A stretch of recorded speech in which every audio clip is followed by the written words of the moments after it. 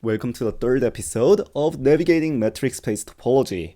If you remember from the very first episode, we informally introduced the notion of a metric space. And metric space is, informally speaking, it's a set where we have a notion of a distance. For example, if you consider R2, which consists of pairs of real numbers, which can be represented as the xy plane given here, and we have 2 points on the plane, so let's say point x and point x prime, then a natural way of measuring the distance between these 2 points is to take a straight line distance from x to x prime. So you can think of this as being distance from x to x prime, but as we hinted in the introduction, this is certainly not the only way of measuring a distance from x to x prime. Maybe it makes more sense, for example, to let the distance be x to x prime be the sum of the horizontal and the vertical distances required to go from x to x prime.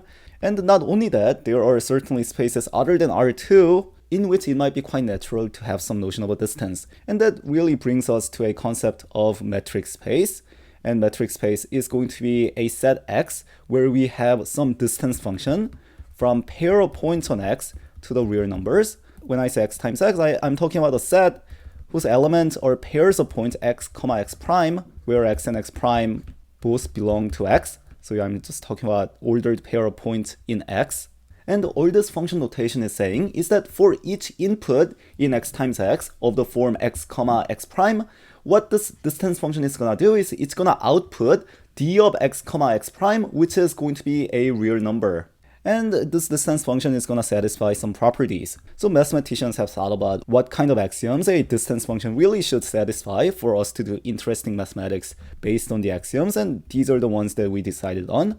And here they are. There are 3 axioms. The first one is the one of positive definiteness, which says that if I look at any x and x prime, then the distance should be non-negative, which is quite natural. And the definiteness part in particular asserts that we have equality at 0. So distance between x and x prime is 0, if and only if x and x prime are the same point. So if x and x prime are different points in the metric space, then the distance is actually strictly larger than 0. The second axiom, also quite natural, is the one of symmetry, which says that distance between any 2 points, x and x prime, should be the same as distance from x prime to x. And finally, the one of triangle inequality is really illustrated in this picture in the case of R2, where we have one additional point x double prime. As you can imagine, if we take a detour rather than going from x to x prime, if we go from x to x double prime, then x double prime to x prime, that should take longer. So triangle inequality exactly asserts that natural fact. The distance from x to x prime should always be less than or equal to distance from x to x double prime plus distance from x double prime to x prime. Given these axioms, you might be asking what might be a simplest possible way of measuring distance such that all these axioms are forced to be satisfied, and that's probably using what's called a discrete metric. And discrete metric, which really can be defined for any set x, simply says that if I have a distance between x and x prime, then it's always 1 as long as x and x prime are not the same, and it's 0 if they're the same. And I encourage you to pause the video here and quickly just eyeball that this discrete metric is in fact positive definite, it's symmetric, and it also satisfies triangle inequality.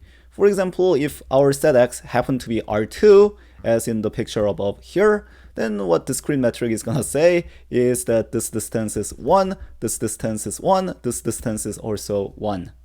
But probably a lot more natural notion of a distance for R2 or for Rn. So Rn is when you have n coordinates rather than 2 coordinates, say in R2 of real numbers. In that case, perhaps a very well-known metric is Euclidean metric, which just gives you a straight line distance from x to x prime. So for example, say in R3, if I have 2 points x and x prime, then we define the distance from x to x prime by taking the square root of the sum of the squares of the differences in the coordinates. So for example, in the case of R3, we're going to get an expression of this form, and the fact that this actually represents the straight line distance, I suppose takes a little bit of work to show. You can, for example, try using Pythagorean theorem, or just take this for granted. It deserves to be pointed out that from this expression of metric directly, it's a bit annoying to actually try to prove the triangle inequality of the Euclidean metric. There are some ways of doing it. You can try using some linear transformation to reduce to the case of R2, for example. But I will just leave it as an interesting exercise for you to either try to prove that the triangle inequality holds for the Euclidean metric or look up a proof online. But point of the matter is Rn, where we use the Euclidean metric, is a metric space. Now, there are other examples of metric spaces that are very important in mathematics, in fact, but for the sake of this particular series, I think if we know the case of Rn under Euclidean metric very well, and if we use, say, discrete metric to figure out how much things can go wrong, I think we should be good to go. Okay, that's enough of a setup. Let's now try to think about what kind of concepts we can naturally define on a metric space. So let's say X is again a metric space, and say we have a subset, say A. One natural concept to think about is what should it mean for A to be bounded? Well, here is a natural definition. If there exists a point A in A, so when I write the symbol, I mean there exists. So if there exists some A in A and some real number, say capital R large enough, such that for any point, for any other point I pick in A, so remember this is for all sign, we have that distance from A to A prime is less than R. This would be a pretty natural way of defining bounded, and in fact we will take this to be definition. So all I'm saying here, if we consider say R2 with the Euclidean metric, if I don't specify the metric for Rn, you can always assume I'm in Euclidean, and our set A looks something like this on the plane. So A is everything inside.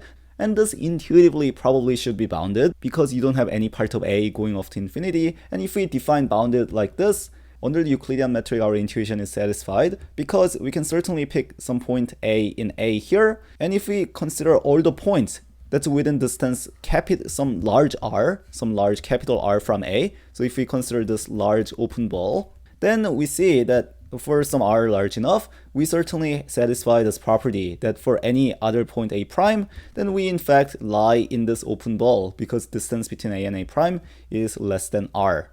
On the other hand, if we consider say a line in R2, so if we consider say this line that extends off to infinity and we call this B, then it's easy to see that under this definition and Euclidean metric, B is not bounded because no matter what point I pick in B and no matter how large of a radius I try to pick, say maybe I consider R large enough for this ball, then there still are going to be some point in B that lies far outside because B stretches out to infinity. But it deserves to be mentioned that the reason our intuition works out so well for bounded is because the Euclidean metric is pretty intuitive. Let's say instead of Euclidean metric, we used the discrete metric for R2. In this case, what is bounded? Well, now I claim that B is bounded. In fact, any subset is bounded, because if I consider really any point in B, and I let capital R to be 2, so I consider all the points in B within distance 2 from B, then you really get everything. Because if you remember the discrete metric, any 2 points are distance at most 1 apart. So if you use the discrete metric, then everything is bounded. Now, another really important notion in a metric space that we're gonna spend much of our time this episode talking about is the notion of convergence of a sequence. The sort of picture to keep in mind here is when we have a sequence of numbers in a metric space, so let's say we are in R2, for example, that are getting closer and closer to some point, so let's call this point A. And if we have a sequence of points where this is A1, this is A2, this is A3, then maybe A4 is here, A5 is here, A6 is here, A7 is here, and we see that we really get infinitesimally as close as we want to A, and we keep on approaching it. So when we have a picture like this, then we say that the sequence here is converging to the limit A. There are a couple things to be pointed out. For example, what happens towards the beginning of the sequence does not really matter. What really matters is what happens as we approach near infinity. So if we have a sequence that where, let's say for the first million terms, so maybe A4, A5, and so on, maybe for the first million terms, we have points randomly sprawling around right here. And after the millionth term, we in fact approach A, then that's fine. We're still approaching A near infinity. On the other hand, we cannot have something like this. We cannot be approaching, getting closer and closer to A for, say, like 1,000 terms. Then we pop out. So maybe this is A 1001. then we get even closer for another 1000 terms, then we pop out. Then we get a sub 2002 or something like that, maybe outside. Maybe we get even closer to a for another 1000 terms, then we pop outside, and we repeat this. So we do 1000 terms here, then we pop out, 1000 terms even closer to a, then we pop out. In this case, even though we are approaching a here, as the sequence numbers are going to infinity, we're still popping out infinitely many times. So in this case, we would not be converging to a. So the notion of convergence is going to make this very precise. And what we say is that if we have a sequence A1, A2, A3, so now it doesn't have to be in R2, it can be in any metric space, and we say it converges, so the limit is A. Another way you may see this is something like limit as n going to infinity of a sub n is A. This exactly means that no matter what real number, so here for all epsilon greater than 0 you give me, what I can do is I can find you some positive integer n, so there exists some n, such that we are going to have that the distance between a and a sub n is always within epsilon for all n after this capital N. Let's try to understand this definition. What I'm saying here is that no matter what epsilon you give me, so maybe epsilon is this large, it's the length of this, there exists some capital N such that we are always within distance of epsilon of A for every term after capital N. So for example, if you think about drawing a ball of radius epsilon around A, so if you look at this open ball, this is all the points within distance epsilon from A using Euclidean metric in R2, then we see that starting at a sub 3, so a sub 4, a sub 5, a sub 6, we always lie within epsilon of A. So in this case, so when I pick epsilon to be this epsilon, perhaps this capital N can be picked to be 3. But the point here is that, so no matter what epsilon you give me greater than 0, so perhaps epsilon is this tiny, it's really small, then we can still do the same thing. We can find some capital N, and here certainly capital N can depend on epsilon. The smaller the epsilon, the larger capital N probably has to be. But capital N can certainly be found. Here it looks like starting at a sub 5, we are always within this epsilon ball. And again, with respect to some scenarios I was mentioning earlier, this definition makes a complete sense. For example, if we have the first million terms of A lying outside, then only after that we approach, that's okay. According to this definition, that's okay. So it's just that capital N is probably going to be far larger than million. Eventually we are approaching A, so that's good. And if we have something bad happening, something unwanted, like we approach for 1000 terms, we pop out. We approach more for 1000 terms, we pop out. In that case, we cannot find some capital N like this for small epsilon, because we cannot guarantee that for every little n after capital N, we are within epsilon, because we are popping out every 1000 terms. So this is a pretty reasonable definition, and I suppose I should really emphasize the fact we have an underlying metric space X here, in which we have some metric D, and all of these points really have to lie in X. So even if we seem to be approaching something, we better make sure that the limit is actually in X for us to say it's converging, the convergence is happening in X. Anyway, I think that's enough for the definition. Now let's actually try to prove some facts about convergence. The first thing I want to prove is that if a sequence is converging to something, so if a limit exists, then the limit is actually unique. So if I have a sequence, we cannot approach A and some A prime not equals to A at the same time. This might look pretty obvious, at least for the Euclidean metric in R2, but remember that we defined the metric space in a pretty abstract way using some axioms. And not every metric space might be as intuitive as Euclidean metric in Rn. Certainly, for example, even the discrete metric is not so intuitive, so we actually need to check this. So let's suppose, for the sake of contradiction, we in fact have some sequence A1, A2 in a metric space that's converging to A, and it's also converging to A prime, even though A and A prime are not the same. Now, what should actually go wrong? Well, here's the intuition. So let's suppose we are in R2 with the Euclidean metric. Well, because A and A prime are different points, they are some distance apart, some positive distance apart, and we can imagine picking epsilon to be small enough, so this is epsilon say, such that if I consider all the points within epsilon of A, and I consider all the points within epsilon of A prime, then these two balls are completely disjoint. So these are disjoint, meaning they do not have any points in common. And once we have this, what do we know? Well, we know there is some capital N, such that starting at a sub capital N, we are going to have all the points of the sequence within epsilon of A. And we also know that there is some, say, capital N prime, such that starting at a sub n prime, we are going to have all the points within epsilon of A prime. That's just coming from the fact we are converging to A and we're converging to A prime. So maybe this n is 1000 and maybe this n prime is 2000. And now what goes wrong? Well, we know starting at 1000th term, everything is within here. We know starting at 2000th term, everything is within here. So certainly we cannot have this because starting, say, term 2000, we cannot be within this ball and this ball at the same time. So that's the kind of contradiction we want to get. Of course, for this argument, we were using in perhaps essential way the picture of the Euclidean metric in R2. How do we get this for any metric space?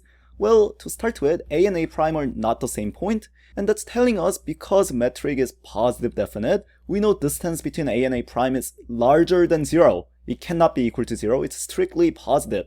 And that gives you some idea. So what kind of epsilon do we want to pick for any metric space? Well, we better want it to be less than distance between A and A prime divided by 2. Because if you look at this picture, as long as epsilon is smaller than 1/2 the distance between A and A prime, it seems like the argument should go through. So let's consider any epsilon like this. And the entire reason we can pick this epsilon is because the distance between A and A prime is non-zero. So here we're using positive definiteness in an essential way. And then we can proceed similarly as in this intuitive argument. We know there is capital N such that we are within epsilon of A, starting at A sub n. And we know there is capital N prime such that we are within epsilon of A prime, starting A sub n prime. And now what goes wrong? Well, probably something goes wrong for A sub n, where n is greater than or equal to n, and n is greater than or equal to n prime. Because in that case, we have to be within here and within here at the same time. But how do we know that's actually impossible for any metric space?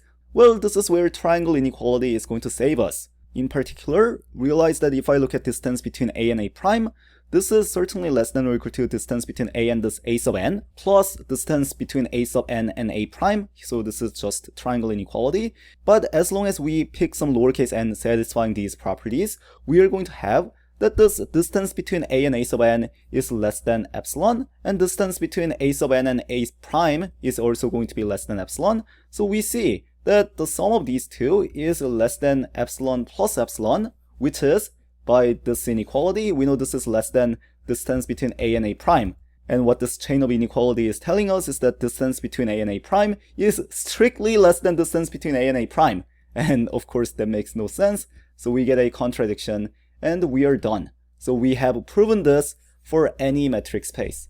Now the second fact I want to prove is that if we have a sequence in the real numbers, so if I have a real sequence A1, A2, and so on, and as usual for real numbers I'm using the Euclidean metric, and if the sequence happens to be monotonically increasing and bounded above, so monotonically increasing part here means we have A sub 1 is less than or equal to A sub 2, and this chain of inequality continues, so we can only get larger, and the sequence is bounded above in the sense that if I consider all the terms of the sequence, so this is A sub n, and perhaps this is the real line, so all the points of the sequence are sprawling around here on the real line.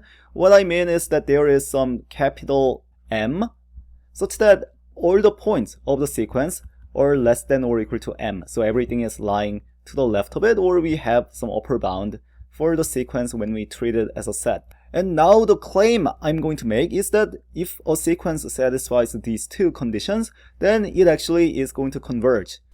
Let's try to get some intuition on why this is true. So we have real line R here, and we know the sequence is monotonically increasing. So we have something like this, A sub 1, A sub 2, then maybe this is A sub 3, A sub 4, and maybe something like this. But the point here is that we have some upper bound as well. The sequence is bounded above by, say, capital M. But certainly the terms of the sequence doesn't really have to get very close to M. It can stay pretty far away. But the point is, it may seem like the terms of the sequence really needs to start getting closer and closer to some point. Because otherwise, if the distance between the terms of the sequence isn't decreasing quite quickly, in that case, you might suspect that they might make it eventually pop out beyond capital M. So we may suspect it actually has some limit here. And to get an even more intuition behind this, let's realize if I consider the terms of the sequence as a set, so if I consider the set A1, A2, A3, and so on, then this set is certainly non-empty and it is bounded above by capital M. And something that may stand out to you from the previous video is that this set actually has a supremum. And because the supremum is the smallest possible upper bound for the terms of the sequence, it may be reasonable to suspect that the sequence is in fact converging to supremum of A. And this is true. So let's actually try to prove this. Well, what do we want to show? If I have supremum of A and we are given any epsilon greater than 0, what we want to show is if we consider this open interval of all the points within distance epsilon from supremum of A in the real numbers, then we want to show that there exists some capital N, such that if we look at all the terms starting at A sub capital N, so all of these terms are within epsilon of supremum of A. So if you consider this interval as a set, then all of these have to lie inside here. So how do we find this capital N? Well, the first thing to realize is that this point, so this point would be supremum of A minus epsilon.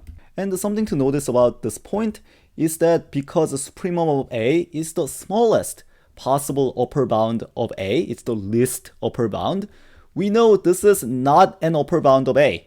And what does it mean for some point to not be an upper bound of A? Well, that exactly means I can find some A sub capital N here for some capital N that's larger than this red point. And once we have this, the monotonically increasing assumption kicks in, and we know A sub n plus 1, so capital N plus 1 is perhaps here, then A sub capital N plus 2, all of these have to lie to the right of A sub capital N. And not only that, because the supremum of A is an upper bound for A, we know all the terms are going to stay to the left of supremum, and this ensures that all of these terms are going to lie within this interval. In fact, it's only going to lie to the left half of the interval by the argument just given, but this shows that we can in fact find some capital N, so we are done. Now the third thing I want to talk about, so we're still staying within the real sequences, not just any metric space, is that if I consider taking sum and product of real sequences or really any arithmetic operation, then they are going to behave as you expect. Namely, if I consider a sequence A1, A2, A3 that converges to A, and perhaps B1, B2, B3 that converges to B, and let's do the case of product that's harder than the sum, so I leave the case for the sum up to you. So if I consider the product A1, B1, A2, B2, and so on, this is in fact going to converge to A times B. And really, you notice that it's essential that we are working with the real sequences, not just any metric space sequences, because in any metric space, which is just a set with a distance function, the product of two elements of the set might not be defined. Here we're working with the real numbers, which really comes with the product as part of the fake definition I gave for the real numbers in the previous episode, so we can multiply the terms. So how do we go about showing this? Well, we know from these two conditions that if I consider the distance between A sub n and A, and notice that for the case of real numbers, the absolute value of A sub n minus A is really the Euclidean distance between A sub n and A. So we know this can be made small for all sufficiently large n, and we know B sub n minus B can be made as small as we want for large enough n. And now, from these two information, we somehow want to deduce that A sub n, B sub n minus AB can be made small. So what we really want is we want to upper bound. We want to get an upper bound on this absolute value using these two absolute values. Because we know these can be made as small as we want. So if we can upper bound this by some expression involving these two, then we can upper bound this and show that that's small. And the trick for doing this goes as follows. So if I consider A sub n, B sub n minus AB, using triangle inequality, we can upper bound it as follows. And the reason we're doing this is because if I look at this absolute value, that's absolute value of A sub n times absolute value of B sub n minus B, where we know this can be made small. And over here, we know that's absolute value of B times a sub n minus a, and we know this can be made small. So it seems like we're getting there. Well, what do we want to do? We are given some epsilon greater than 0, and we want to somehow upper bound this entire thing by epsilon for all large enough n. So how can we do that? Well, we better use the fact that these can be made as small as we want. But to begin with, let's try to control the sizes of the coefficients. This coefficient isn't too hard to control. B is just a real number, so absolute value of B is not going to blow off to infinity or anything like that. That's just constant. But what about this absolute value of a sub n as n grows? Well, I claim that a sub n, if you look here, has to be bounded. In fact, any convergent sequence in the metric space has to be bounded, because if we look at A, and I really pick any epsilon greater than 0, you can pick, say, epsilon to be 1, say, and I consider all the points within 1 of A, we know, starting at some a sub n, we know all the points of the sequence are going to lie inside this interval, which means outside of this interval, so if I look at the real line, so outside of this interval, so out here and out here, we know there can only be finitely many terms of the sequence, because starting at term capital N, everything is going to be within this interval. And because if there are only finitely many things outside here, then the entire sequence certainly has to be bounded. And what that's telling us is that there exists some capital M, such that for every little n, so for all a sub n, this absolute value can be bounded above by capital M. So let me just upper bound it like this. And certainly we can just increase the size of capital M as much as we need, just to ensure that it's upper bounding absolute value B as well. So let's use that. So let's say this is plus M times a sub n minus a as well. And now let's use the fact that these are small more rigorously.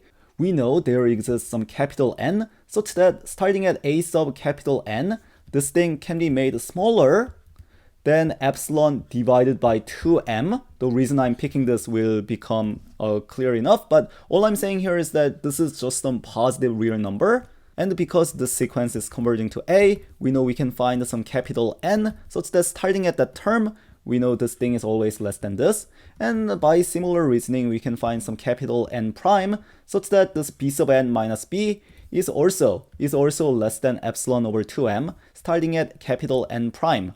And now notice what happens when little n is larger than n, and it's also larger than n prime. Well, in that case, this b sub n minus b is less than epsilon over 2m, and a sub n minus a is less than epsilon over 2m. So here we get it's less than epsilon over 2 plus epsilon over 2, or this entire thing is less than epsilon as long as this little n is larger than both capital N and capital N prime. So this shows that we are indeed approaching AB, so we are done. The next thing I want to show, just to get more practice with the definition of limit, is that if I have a sequence in R2, so remember R2 is just pairs of real numbers, so maybe the first term of the sequence is A1, B1, where each A1 and B1 is a real number, then the second term is A2, B2. So if I have a sequence like this, converging to AB in R2, this happens if and only if. So we have two implications here, both forwards and backwards. We have that A sub 1 to A sub 2, this sequence converges to A, and B sub 1, B sub 2, this sequence converges to B in R. And here I guess I should emphasize we are again dealing with the Euclidean metric as usual for Rn. So how do we show this? Well, let's start with the forward direction. So assuming this, let's try to show this. Well, what do we want to do? We know that distance between A sub n, B sub n, and A comma B, this can be made as small as we want for large enough n. And what do we want? Well, we want to make distance between A sub n and A, and distance between B sub n and B, we want these to be small. And it's important to emphasize here that here the distance is taken with respect to the Euclidean metric in R2, and here the distances are taken with respect to the Euclidean metric in R. Well, so what should be the intuition? Well, if we draw a picture, so maybe this is A comma B, and we have this A sub n, B sub n here, we know this distance can be made pretty small. And what is distance from A sub n to A? Well, that distance is really this distance right here, this horizontal distance. And this distance from B sub n to B is this vertical distance right here. And from this picture, it should be pretty clear that both these two distances are upper bounded by the Euclidean distance in R2 here. So that should be enough to finish the proof. To write it more rigorously, for example, if we want to show distance between a sub n and a is small, then what do we want to upper bound? We want to upper bound this, so that's absolute value of a sub n minus a. And we want to show it's upper bounded by the Euclidean distance between these two things in R2, and that's exactly square root of a sub n minus a squared plus b sub n minus b squared. Well, is this inequality true? Well, because both sides of this inequality is positive, this inequality is going to be true if and only if when I square both sides, that inequality is true. So when I square both sides, I get an minus a squared is less than or equal to this. And it's clear because we have these two things on both sides and this thing is non-negative. This inequality is certainly true. So by taking square root, we in fact get this inequality is true as well. So we know this is good. And once we have this, we are basically done, because if we are given epsilon greater than 0, then just pick n large enough such that this thing is small. This thing is smaller than epsilon, so this thing is smaller than epsilon. And with the same capital N, we see that now absolute value of a sub n minus a is always less than epsilon after a sub capital N. So that shows that this thing is converging to A, and obviously by the same reasoning, we can show that this thing is converging to B. So that takes care of the forward direction. What about the backwards direction? So now assuming these two facts, we want to show this. So now we know these can be made as small as we want, and now we want to show that this thing can be made as small as we want. And this isn't too hard. We essentially use the triangle inequality in R2. So if I consider this particular point here, we know that this distance is going to be upper bounded by this distance plus this distance, but these two distances are certainly the same as the Euclidean distance a sub n comma a and b sub n comma b in R. So once we make that observation, we get the following inequality. So I just wrote that this thing can be upper bounded by the sum of these two things. And now how do we finish? Well, we know there exists some capital N such that this thing can be made smaller than epsilon over 2. And we know there exists some capital N prime such that this thing can be made less than epsilon over 2. And as long as we now have little n be larger than capital N and capital N prime, then we're going to have that the sum of these two is going to be smaller than epsilon. So we in fact have that this thing can be made as small as we want for large enough n. So that ensures that we have this sort of convergence, so we are done.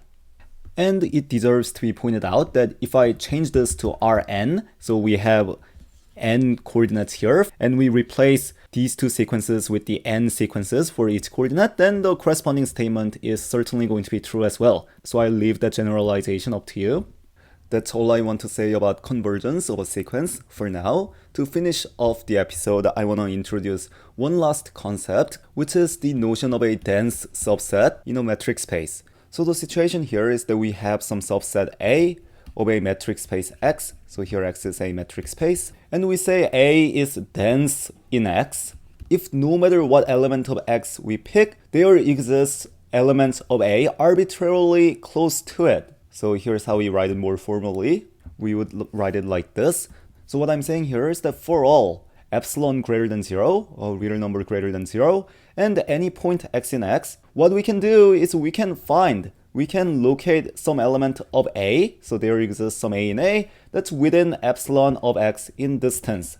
And we can do this for any epsilon, so we can find an element in A as close to X as we want. And here the most important example perhaps is that Q. So if you look at the set of rational numbers in the set of real numbers, this is dense. Q is dense in R. Well, why is this the case? Well, let's suppose we picked any real number. So say, let's just pick some irrational number like log base 2 of 3. And remember this as decimal expansion of 1.58, 496,250, and so on. And the thing to realize is that whenever we cut this decimal expansion off, so if we cut the decimal expansion off at say 1.58, this is a rational number. If we stop the decimal expansion at 1.584, this is a rational number. And by cutting off the decimal expansion at the digit far enough to the right, we can guarantee that we have found some rational number that's as close as we want to log base 2 of 3. So we can easily guaranteed us using decimal expansion, so the rational numbers and real numbers is dense. Now, either in the episodes or perhaps in the problems, you will probably see many different characterizations of dense in the future episodes, but for now, let me just finish off here. I will see you in the next episode.